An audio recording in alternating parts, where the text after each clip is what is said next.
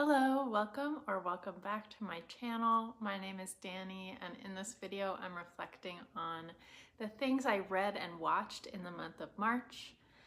Before I dig into the review portion of the video, I want to talk a little bit about a literary event I've been enjoying this month, and that is the Tournament of Books. For those who are not familiar, which I was not before this year, I will leave a link to the Tournament of Books website in the description below. This is a March Madness style bracket book of the year competition hosted by the Morning News. And the 16 top literary fiction books of the year are selected and seeded against one another in a bracket. And for each matchup, a judge discusses and reviews the pair of books and ultimately selects one to move forward in the competition until at the end, the entire judging panel reads both of the books and collectively decides a winner. I have loved following along with this for the first time. Even not having read most of the books in the top 16, I have found the reviews to be so thought-provoking and stimulating and interesting. It has made me think about what makes a good book review, what makes a good book, about how being asked to connect or juxtapose two works is such a generative, creative task in itself. In particular, something I really enjoy about the Tournament of Book reviews I've read, and something I enjoy about reviews on BookTube generally, but this is something that is missing, I feel, from a lot of traditionally published reviews by professional critics, is that the reviews usually start with some statement of positionality, what their relationship is to a certain author or style of writing, or what their frame of mind was when they were sitting down to read. And as someone who goes into reviews to get something out of them, to get a recommendation out of them, understanding where the reviewer is starting from is immensely helpful.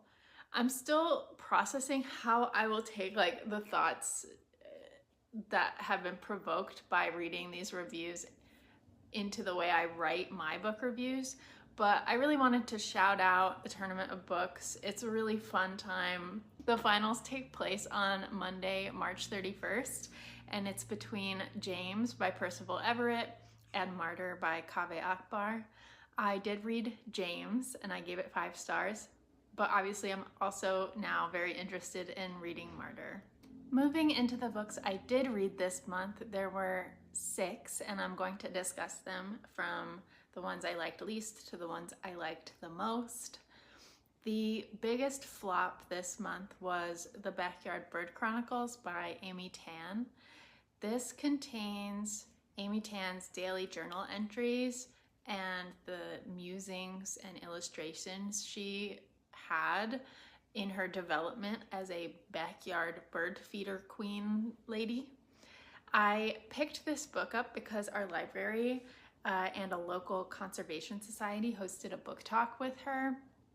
And I have a friend who has really gotten into birding, and that friend's enthusiasm is really infectious. So I was curious to get a little more insight into that world and that hobby, but I don't think this book really had the things I was looking for. Each journal entry in this book is really short. It describes Tan's musings on bird behavior, her adventures and early mistakes in building out the numerous bird feeders she maintains in her backyard. And she illustrates the birds and the bird behaviors she sees, and those illustrations and her development as a nature artist over the years is one of the more interesting parts of the book. Each journal entry has an illustration on the facing page, so do get this in a physical format if you check it out. But as I was reading this, I found that I wanted it to either be more memoir or more scientific, and it just didn't set out to be either of those things. I found myself getting frustrated when she would ask questions about bird behavior because she would engage my curiosity with these questions, but in her journal entries, she's content to just leave those as questions, things to think about. But I wanted answers to those questions, or I wanted deeper reflections on how those questions related to her life. I also think I was a bit disappointed as to how bird feeder focused this was. Amy Tan certainly must have a beautiful backyard and the wealth to afford a lot of worms and seeds to stock her bird feeders nicely, but it added this layer of artificiality and unrelatability to the book that just wasn't for me.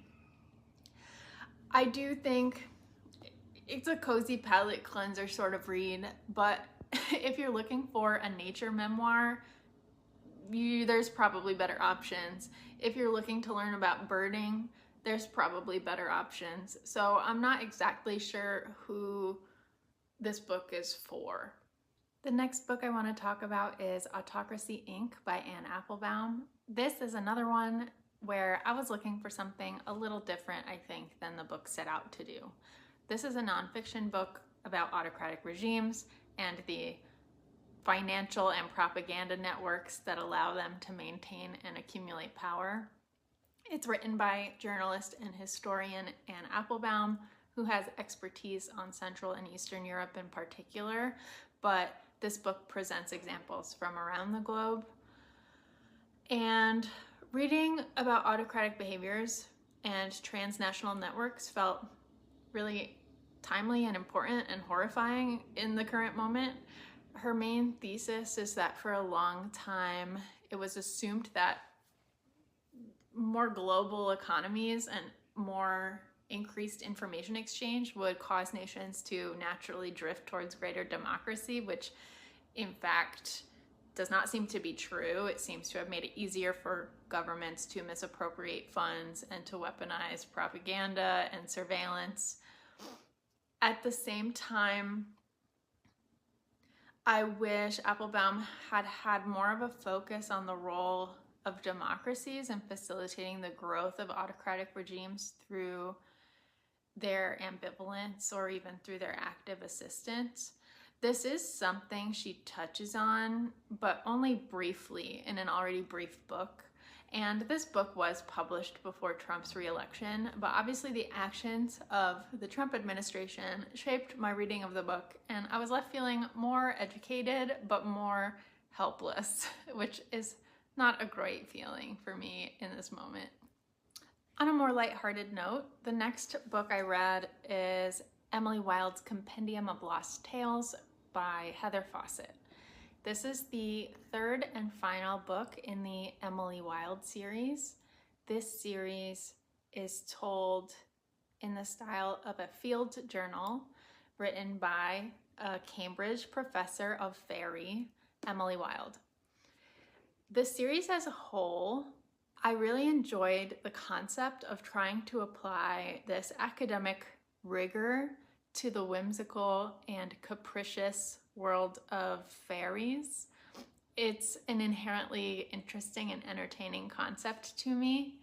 That said, I think the focus and execution of this final book was a little disappointing for me, and it moved away from some of the elements that had me excited about this series in the first place. A lot of that, I think, was the execution of the romance subplot throughout the series. Emily Wilde falls into this gruff, driven by logic scholar archetype.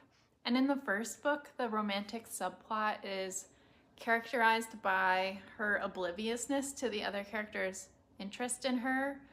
And whether that is willful oblivious or not is a little hard to tell because of the field journal style of writing. But I liked that aspect of the book, especially as someone who I identify as aromantic, and so I relate to that obliviousness or that willful obliviousness. But as the romance developed more, the dynamic became more problematic for me because I never really got any sort of sense of chemistry between the two characters. And in part, I think that's because the relationship is filtered through journal entries, but it came across to me as the relationship dynamic, the romantic interest being really imbalanced in a way that I just couldn't get past. I had some other quibbles with the research plot in this last book, but I don't really want to dig into that too much in this wrap-up video. I still like the series overall. I'm just a lot more lukewarm on it than I was when I started because of the way the series ended, unfortunately. The next book I want to talk about is The Wedding People by Alison Espach. This book wasn't so much a disappointment. I think it is well written for what it is. It's just not a great match for my reading tastes and the themes I'm drawn to in this moment.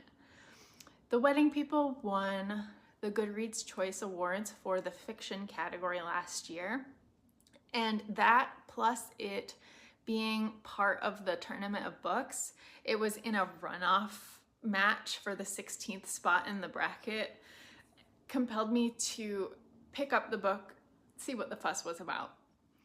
And this book is a dramedy about an adjunct English professor, an adjunct professor traveling to a luxurious hotel that she always dreamed of going to with her husband. She goes alone because her husband left her for another woman, and she has not brought any luggage with her because she does not plan to leave there alive. However, when she arrives, she realizes that the rest of the hotel has been booked out for a wedding and her plans change. She starts this odd antagonistic kind of friendship with the bride, and she becomes part of the wedding. Some people have had an issue with this book because they perceive the main character's depression and suicidal ideation as being treated kind of flippantly. The idea being like, oh, the main character is just able to snap out of her depression like that. But I thought the treatment was actually psychologically realistic and pretty sensitive. The main character read to me like someone who was in a lot of pain and crying for help, but unsure how to help themselves. That said, in the end, this is basically a chick lit beach book. It really read for me like a movie, and if it's not being adapted into a movie this very moment, I'll eat my shoe. The writing style is very unobtrusive, and the plot is really tidy and predictable in a way that means this was never going to be a favorite book for me, but the writing gets the job done and it hits its emotional and comedic beats with the right timing and proportion, you know? It has a lot of rom-com elements, but I thought it approached themes related to midlife career stagnation and sacrifice and family planning with a lot of sensitivity. Next is Anita de Monte Laughs Last by Xóchitl González. This is pretty similar in tone to The Wedding People, but more adventurous, I think, in its format. Both Anita de Monte Laughs Last and The Wedding People portray aspects of career competition and insecurity around professional success between a husband and wife in a way I thought was pretty interesting. This book draws from the real history of Ana Mendieta, a Cuban-American artist who fell suspiciously from a 34th story window in 1985, and her husband, artist Carl Andre, who was tried and acquitted for her murder. In this book, Anita is an artist murdered by her husband Peter in similar fashion in 1985. The story alternates in perspective between Anita telling her story from the afterlife, Peter, and also a young woman named Raquel, a Puerto Rican girl from Brooklyn studying art history at Brown University in 1998. Raquel's and Anita's perspectives mirror one another in their quest for access to the art world and their relationships to insecure white men who grant them some of that access. There are magical realism elements of Anita's ghostly presence and the role of legacy and memory on her powers that I thought were interesting and thought-provoking. But I really thought Raquel's story and the depiction of her culture shock and the way she navigates university as a first-generation college student, that for me was the shining star of the book. Again, this book wrapped a little too tidily for my taste. I thought the ideas, though, were really unique and compelling. I also want to say I went and visited the Chicago Museum of Contemporary Art while I was reading this book, and they did have a few of Ana Mendieta's photographs on display in an exhibition that was considering artistic approaches to representing the human body. And that was really serendipitous and fun. I want to be clear, this is not a book about Ana Mendieta. It fictionalizes her story, and her family did have objections to the depictions of Anita in this book because of how tightly inspired it is and how her life and death are depicted. But I learned more about Ana Mendieta because I read this book, and ultimately I'm glad for that. My favorite book this month was actually the first one I finished, and that would be Circe by Madeline Miller. This is a modern interpretation of Circe, minor goddess and witch, and it's a tapestry of her life and the places where she intersects with Greek mythology. It's ultimately a kind of coming of age story. It's a story about finding yourself, but it takes place over the course of centuries because we are on the timeline of gods. I do think some people could find this book a little slow or sluggish because it's not really a plot-driven book. It's instead very episodic in its depiction of the events and the lives that affect Circe or are affected by Circe.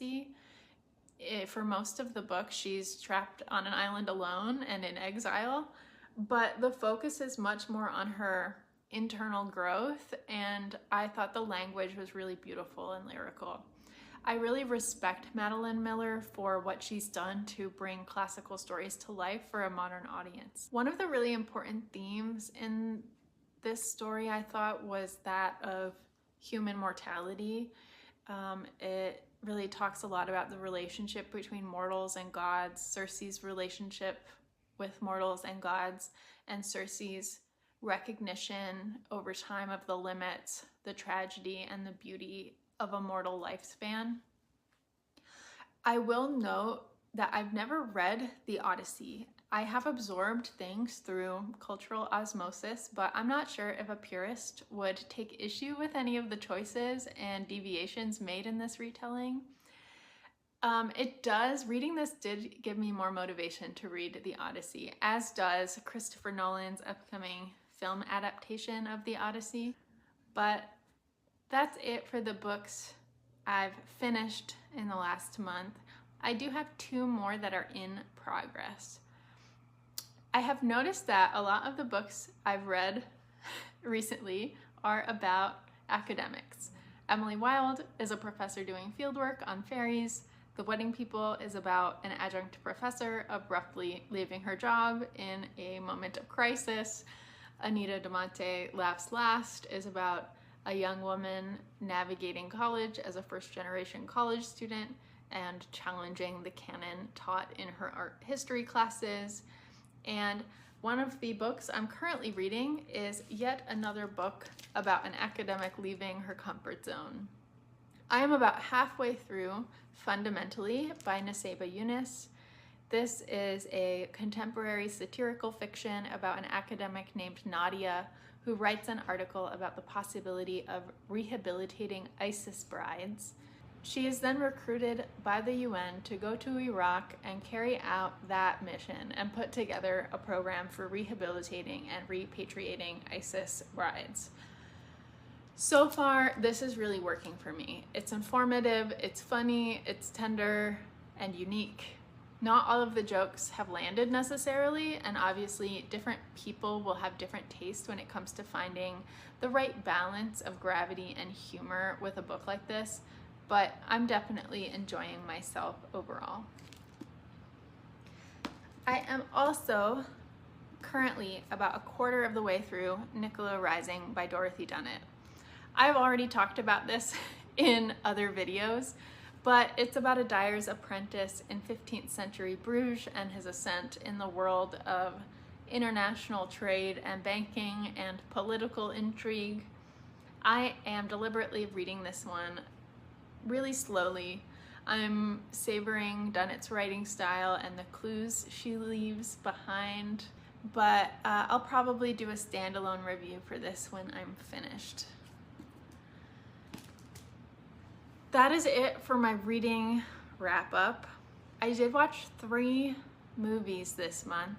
I'll talk about those as well, from least enjoyable to most enjoyable. The first is Captain America: Brave New World, which is about as bad a Marvel movie as I can remember. I've always felt that with Marvel movies, they're so structured and the model for them is so tight that the floor is always going to still be relatively high. But I thought this movie was genuinely bad. The writing was not good. The acting was not good. It doesn't even seem like it's doing anything important in terms of tying into the larger arc of the MCU. I really wish it had explored more deeply the implications of Sam Wilson not taking the super serum. It felt really half-baked in the way that piece of the lore played out in the fight scenes and in the characters' emotional journeys. So I don't know, this wasn't a great look for the MCU, but they're venturing into the Fantastic Four alternate universe stuff, so I'm still intrigued. I'm still invested enough to see if they can turn it around in the next couple of years. The next movie is Mickey 17. I thought this was a solid movie from Bong Joon-ho, but it was more Okja than it was Parasite for sure. There were a lot of themes and ideas explored, and I think, similar to Fundamentally, it's something where getting the right tone and balance of humor and seriousness can be really challenging. I did enjoy it, and I thought Robert Pattinson really carried the movie and was much funnier than I realized that he could be. I watched it on a pretty busy night, and there were lots of laughs in my theater. Thinking about Robert Pattinson, there's a scene in particular where his body is being printed that has a lot of physical humor in it. The premise of the movie, by the way, is that he's signed on to this job where he is literally expendable, and if he dies, they have the technology to reprint his body. But in this scene, his body is being printed and there's no gurney. So there's no gurney to catch his body, so he just falls on his ass, and that's the scene that sticks out to me as like, oh, that's hilarious, and it's also so sad that how little care there is for this man and the important role he's serving. And then the last movie is Anora, Best Picture winner, best movie I watched this month and probably in the last year. It's gotten its accolades, it deserves them, and for me, this is an impeccable example of comedy being mixed with drama. It was laugh out loud funny, but at the end, I was also really, really close to tears. So it was a great movie. That's it for this month for me. Please let me know in the comments if you've read or watched anything mentioned in today's video, what your thoughts were, or if there's anything you're excited to get to. Until next time.